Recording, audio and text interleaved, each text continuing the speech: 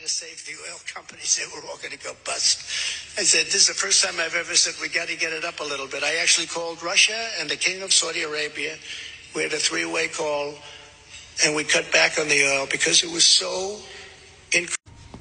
If only someone had been telling you guys about this for the last 3 years. I wonder who that could have been. So let's just be honest about what happened. Donald Trump got caught up in a game of chicken. And Donald Trump's never going to win a game of chicken.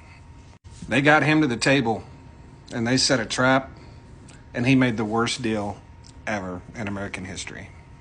You know, we've been so focused on U.S. producers and what they did to make, oil prices high and gas prices high.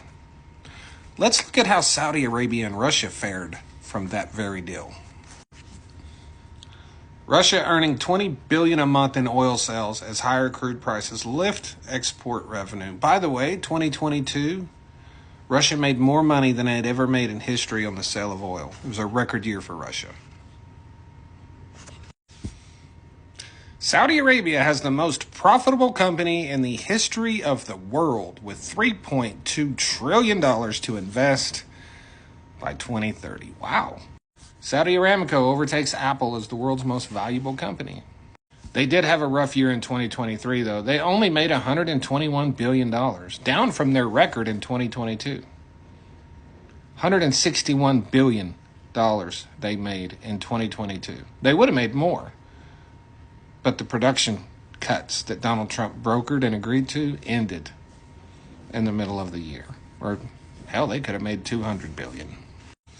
But never fear, Democrats always figure out a way to point the ugly end of the stick at the wrong person.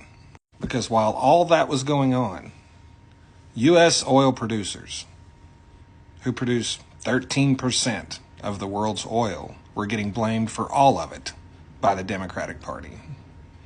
And not OPEC and Russia, who produces 40% of the world's oil. Yeah.